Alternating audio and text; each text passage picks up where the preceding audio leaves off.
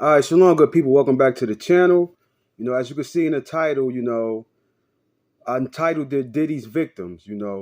I want to address, the situation because everybody is not allowed to have that title or to play victim when they were willing participants in these parties, allegedly, these so called freak offs, But at the end of the day, the two victims I definitely want to address is, Cassie and the guy Little Rod. Now, Cassie was an adult, when she started engaging in, sexual relations with Diddy, right? And it was told, she kept leaving and coming back, dealing with this joker. Now, if this guy was so abusive and, making you, a sex slave, allegedly, and things of that nature, why keep going back with him? Same thing with Little Rod. Y'all seen and witnessed all these things, but you still stayed around. So that leads me to the point where that y'all too cannot say y'all victims. Y'all are willing participants with this guy. Because at the end of the day, I hate that they saying that they victims when there's real victims out here. Real people like children that's going through the situation right now as we speak, probably all over the world in different countries. Those are victims, not people that was doing something a favor for a favor. You were actually doing a business transaction. I wasn't you playing. You're not a victim is forced. Y'all wasn't forced. Cassie left a bunch of times. A couple of times she left and kept coming back to this dude. The whole thing is everybody know allegedly what reputation Diddy had. And they still kept going around him. They still kept taking his money. Because she was a singer and she knew he has a lot of clout. And that he has a bunch of great artists on his resume, so she wanted to be a superstar. So she stuck with it and dealt with it. And then when certain things didn't come out in her favor that she wanted it, now you're telling, you blowing a whistle. Same thing with Little Rod. Because both of them two said, this is how I know they not doing this or exposing Diddy for the cause of other victims. They not doing that for that. Because the first thing she said and Little Rod said was, if he was to give me this money, when I asked him, I wouldn't have said nothing. So you wouldn't have said nothing about it if he gave you that money.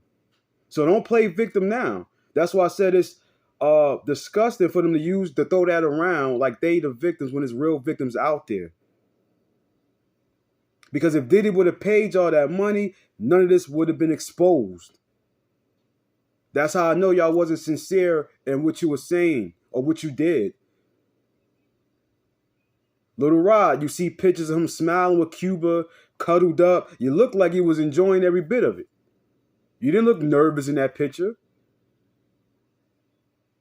You didn't say, you know what? I feel uncomfortable. I'm leaving. I'm never coming back. Because y'all chased that money. And it made me think about this because Boosie said something that had me thinking. All these people that was around Diddy, party with him, schools that accepted his donation money. Nobody is saying nothing now. But y'all knew this man allegedly had this reputation before you took his money, before you partied with him. Where was your integrity and where was your what you got? What was your integrity then? Where was your principles and morals then when you took this man's money? But like I said, all this is in the love and the name of money. She's not a victim. He's not a victim. They're two adults that made a decision. Now, the two victims I can say that I will consider a victim is Usher, allegedly, and also Justin Bieber. Because those was young boys at that time when they came across this guy. They were children. And years later, when Howard Stern asked Usher, would you send your kids to Diddy's Flavor Camp? He said, hell no. That's why I can respect. Usher didn't keep going back with this guy. After he did his own thing, he separated and parted ways from this joker.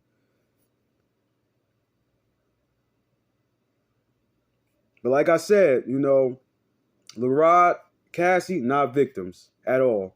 They are willing participants. Because like I said, everybody looking at things on a surface level. You got to look at things on a deeper level. I know what it is. Same thing with R. Kelly. It was a money grab You know, when these parents were sending their daughters to this guy, knowing that he was dealing with Aaliyah at 15, 14 years old. And then he even said in the Gayle King interview, when he told them, I'm not giving y'all no more money, then y'all say, I'm going to destroy your career. Now all of a sudden he's starving women in basements and all this stuff, and they can't eat, all this crazy stuff. But like I said, all these situations comes from people wanting to join that industry for the fame and fortunes and money. That's what it's all about. So I'm not gonna make this longer drawn out. I'm gonna end it with a scripture right here. This is always keep it on deck, people. This is the book of 1 Timothy chapter 6, verse 10. For the love of money is the root of all evil, which while some coveted after, they have erred from the faith and pierced themselves through with many sorrows. See what the Lord said? Money is not evil. People that's chasing the money and the things they willing to do for the money, that's evil. That's why I said the money is the root to all evil. They was willing to be sex workers.